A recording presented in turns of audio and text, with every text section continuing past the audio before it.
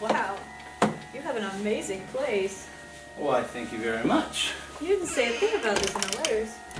Well, I like to keep things to the imagination. On that we can agree. So, Mr. Hoffman, am I ever gonna learn your first name, or is this gonna be strictly business? Well, why don't you follow me this way and we can get better acquainted.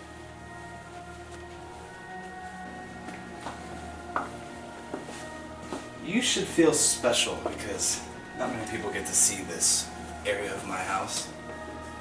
Well, I can't wait to see what's inside. Nor can I wait to show you.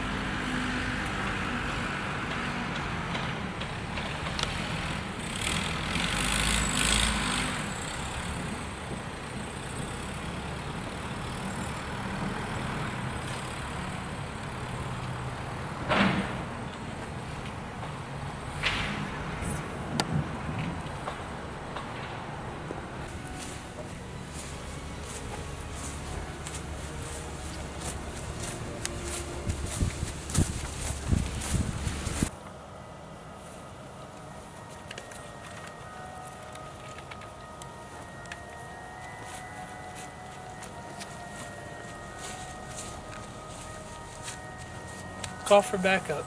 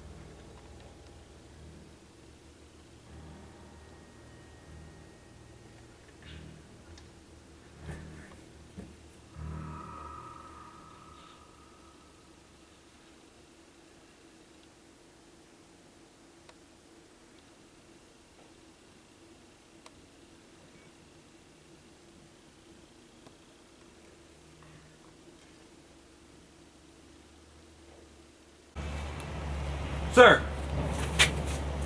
Damn it, boy! Don't ever sneak up on an officer! Sir, sorry. Help is on the way.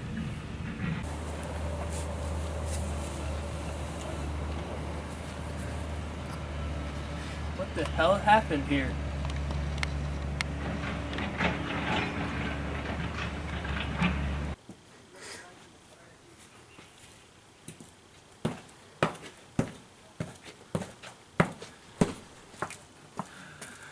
Everything that you've just witnessed was inspired by true events.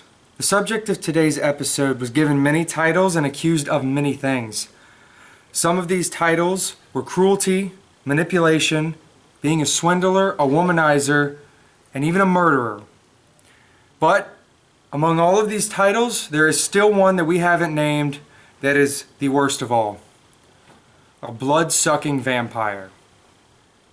The subject of today's episode was able to elude law enforcement and everybody else looking for him for years, and to this day is still not caught. So today, we're going to be looking into the elusive vampire from Hungary, Bela Kish.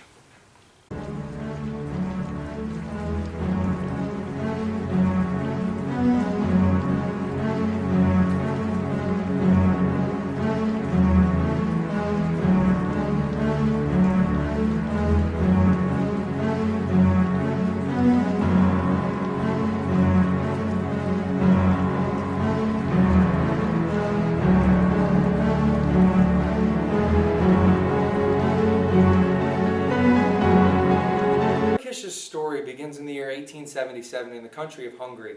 Now, not much is known about Kish's childhood, but it's his adult years that we're going to be looking at.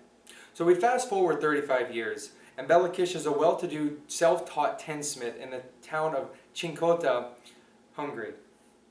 Now, he is also well-versed in the subjects of astrology, history, and mathematics, and can hold a conversation with the most intelligent people in his village. Now, this is impressive in itself, considering that Kish did not have a proper education growing up. He was also described as a generous man. And he also had a young wife that he was deeply in love with for a while. Bela Kish found out that his beloved was sleeping with another man behind his back. Soon after finding out about his wife's affair, her and her boyfriend go missing. When questioned about their disappearance, Kish tells them that they ran away together and will not return. The authorities took his word for it and did not push the issue any further, but maybe they should have. After this, Kish started purchasing a lot of metal drums that he accumulated in his backyard and in his house. He claimed, when asked about it, that he was storing gasoline for the coming war, which would be World War I. He said that gasoline would be a very profitable item for passing soldiers and armies that he could sell it to. This made sense enough to the authorities, so they left him alone once again. But little did they know that it wasn't gasoline that was being stored in those metal drums, but it was something far more sinister. Kish's wife allegedly ran away. He fastly became one of the town's top bachelors and became quite the ladies' man. His blonde hair, blue eyes, and boyish charm helped him a lot with his endeavors with the ladies. And he was seen with countless women on numerous occasions.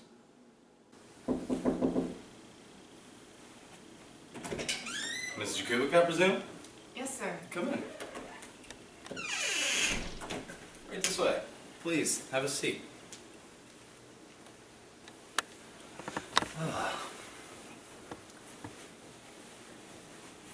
Kish was not in a hurry to remarry, so he hired a maid to keep the house clean and in order. Her name was Mrs. Jakubik, and she plays a far larger part in this blood-soaked story than just cleaning his house.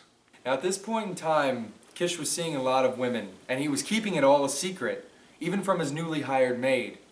Now, when he met with these women, he would not use his real name. He would go under the name Mr. Hoffman. And coincidentally, around the same time, a lot of young women were going missing, and their last known interaction was with a man named Hoffman. Before anyone could question Kish about this, he was drafted to the front lines to fight for his country in World War I in 1914. World War I started by the assassination of the Archduke Ferdinand and lasted from 1914 to 1918. Bela Kish was drafted to the front lines knowing very well that he could die, and 18 months later, Kish went missing and was presumed dead, but his story does not end on the battlefield. In the year 1916, soldiers were coming through the area looking for gasoline, and one of the constables remembered that Kish was stockpiling gasoline at his home. So naturally, they ventured to his home, thinking that nothing would come of taking a few barrels of gasoline from a dead man. But once they got in the home and they looked in those barrels, they realized what was really inside. It wasn't gasoline, but they found in the 7 barrels 7 murdered and strangled bodies of women with 2 puncture wounds on their neck. Not only was that strange, but the strangest part was they were encased in a pickling liquid, like someone was trying to preserve them. And Dr. Charles Nagy takes on the case. Now, as he's looking into the case is closed because Kish was killed in battle.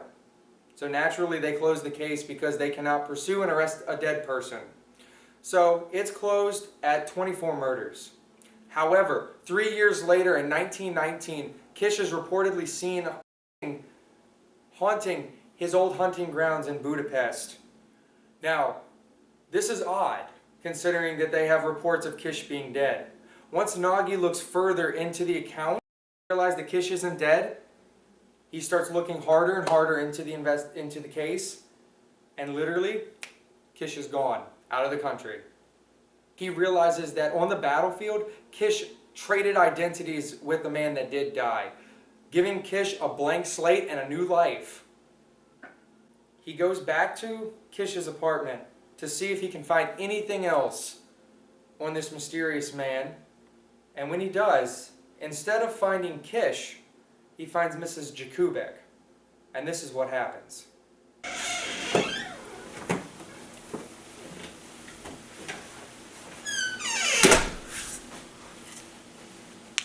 Excuse me? What the hell is this? Excuse me, ma'am. Who are you? We didn't think anyone would be home.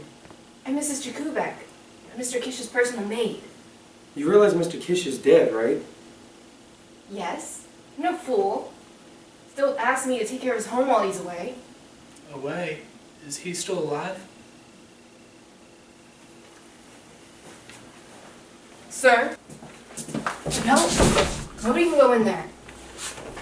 Ma'am, please move or we will have to move you. No.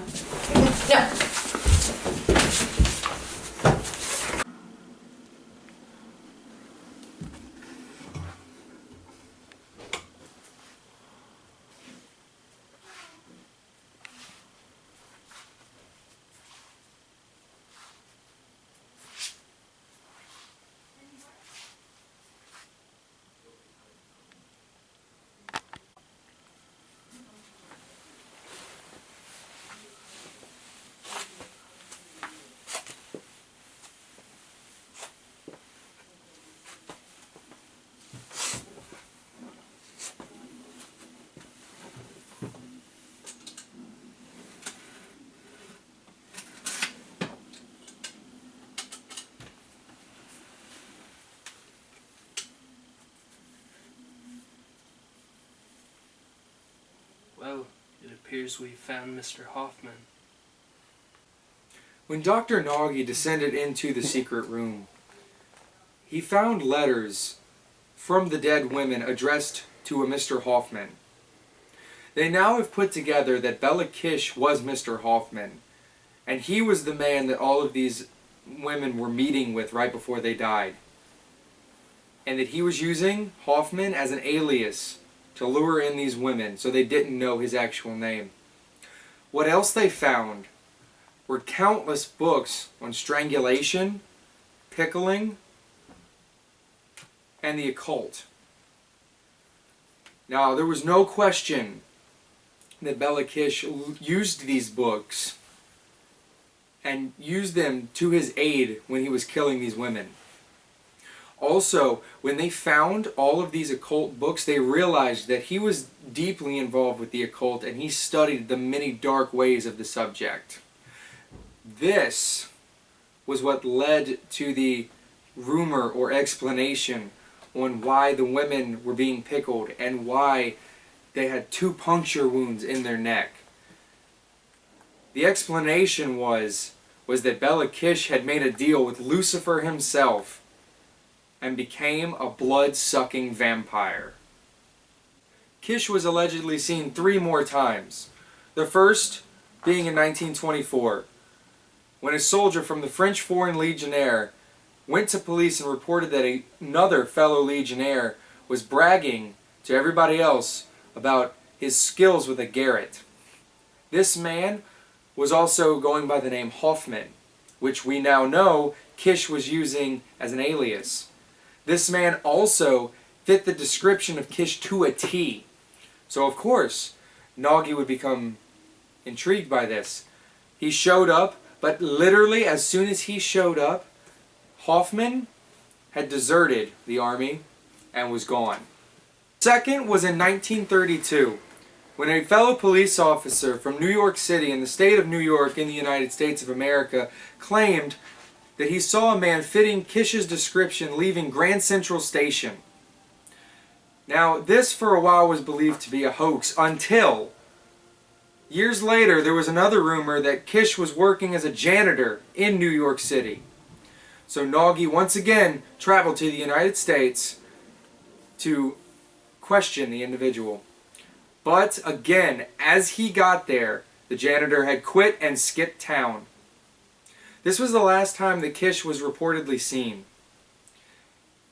And he would have been around 60 years of age at this last sighting.